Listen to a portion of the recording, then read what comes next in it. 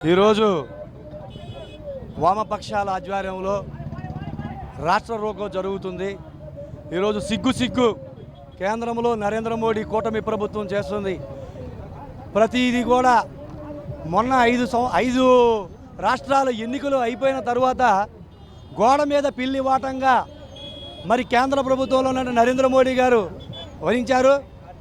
ఆ ఎలక్షన్లు అయిపోయిన తర్వాతే ప్రజలకు మళ్ళీ నడ్డి విరిచారు. మరి ఇదేనా మరి నరేంద్ర మోడీ ప్రభుత్వం? మరి ఈరోజు డీజిల్, గ్యాస్, పెట్రోల్ ధరలు మరి పెరుగుతున్నాయని చెప్పనంటే ఈ రాష్ట్రంలో ఉన్నటువంటి చంద్రబాబు నాయుడు, పవన్ కళ్యాణ్ గారు మరి ఏమైనా చోద్యం చూస్తున్నారా మీరు? మరి ఆనాడు మరి పూనక వచ్చిన వాళ్ళ ఊగిపోయినటువంటి పవన్ కళ్యాణ్ మరి ఈరోజు నరేంద్ర మోడీ మీ పూనకాన్ని ఆపేశాడా, చంద్రబాబు నాయుడు ఆపేశాడా అని చెప్పనని మేము అడుగుతున్నాం వామపక్షాలుగా. అయ్యా, పెట్రోల్, డీజిల్, గ్యాస్ ధరలు మరి ఇక్కడ ఉన్నటువంటి గోదావరి దగ్గర ఉన్నటువంటి మరి గ్యాసు మరి అంబానీలకి, అదానీలకి తక్కువ రేట్లకి పేద ప్రజలను నడ్డి విరిచే విధంగా కట్టుబెడతా ఉంటుంటే మీకు సిగ్గు లేదా అని చెప్పని అడుగుతున్నాం. మరి Narendra Modi, Trump, Iran, Iraq మధ్య మరి యుద్ధాల ఒప్పందం వలన మరి నరేంద్ర మోడీ గారు మరి ఎందుకు మరి ట్రంప్ని కూర్చోబెట్టి మాట్లాడలేకపోతున్నారని చెప్పని మేము అడుగుతున్నాం.